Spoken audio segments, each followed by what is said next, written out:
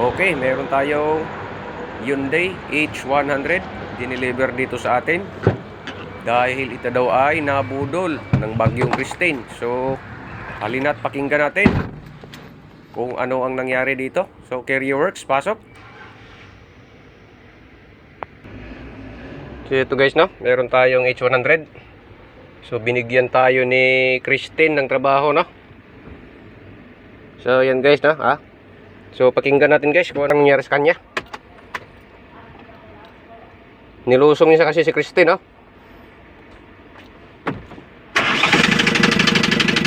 Aray ko po! Masakit!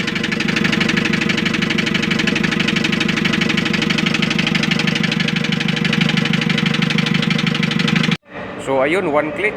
Yun lang, lagitik. Kaya wag na tayo magpatumpik-tumpik pa. Alam na this. So, pag ganyan ang tunog, ay siya ibaba na natin ng makina. At dito guys, no, ay binunot na nga natin yung makina, no. Sa ilalim natin ito pinadaan kasi hindi pwede idaan ng buo doon sa taas dahil ito ay van. So, yan, bunot natin lahat kasama yung transmission. Napakadali lang guys, no. Napaka-basic lang.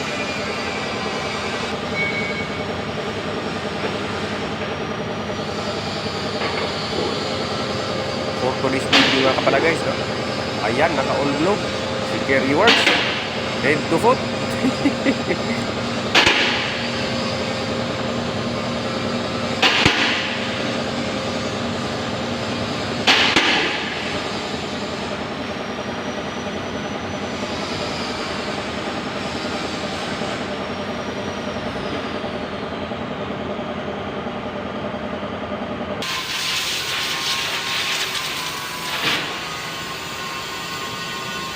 So dito guys, no, dahil nabunot na at yan, itinulak na ni Carrier Works papunta sa kanyang operating room.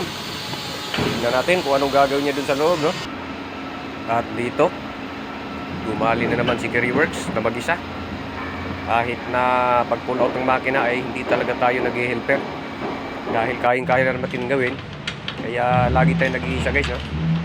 So dito guys, samahan niyo ako kung paano natin hiwag-hiwagin itong makinang ito at hanapin yung nagtunog gilingan, no. Ito na siguro yung pangalawang jackhammer na tunog na in-overhaul natin guys. So hanggang dito na lang po muna ang ating pagdadaldal at panoorin nyo lang guys hanggang dulo.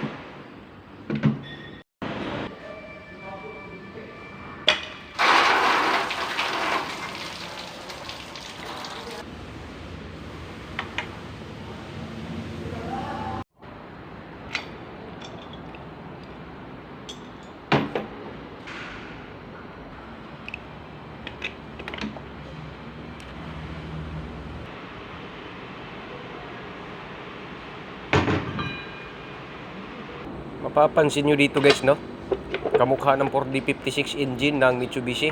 Yes, pareho talaga yan. Yan po ay Hyundai D4BB. Magkamukha talaga yan ng 4D56 ng Mitsubishi. Kasi ang dalawang brand niyan dati guys, no, ay meron silang history, no, may samahan. Kaya lang yun, hindi nagka-unawaan siguro, kaya nagkanya-kanya na lang, no. Pero hanggang ngayon buhay pa rin ang kanyang makina.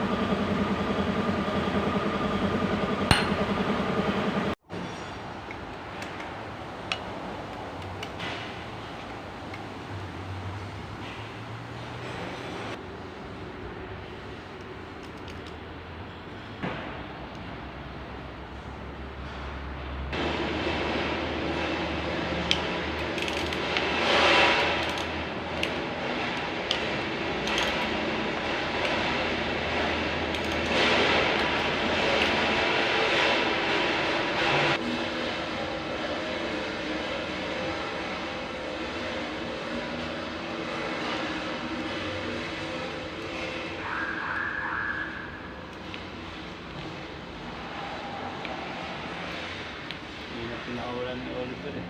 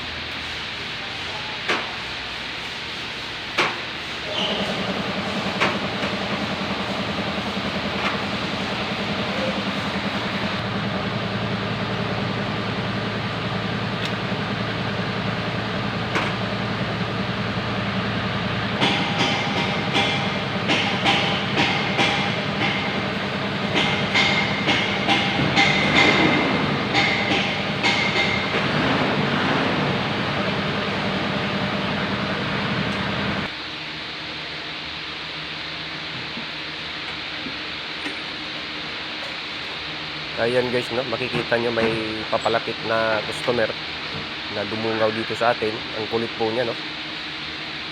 Ginugulo ako niyan dahil gusto niyang gawin ko yung sasakyan niya, yung sa harapan natin, yung Mitsubishi Adventure. Kaya nandyan siya, oh.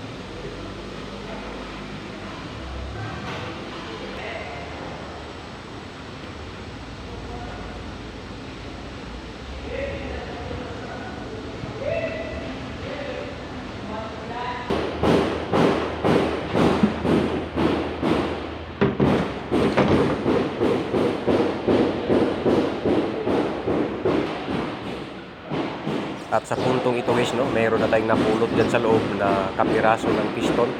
Piston na basag. So So dito na nagsisimula yung ating mga nakikitang problema, no?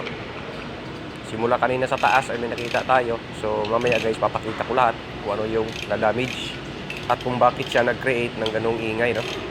So panoorin sana hanggang dulo nang malaman natin kung ano talaga ang problema nito.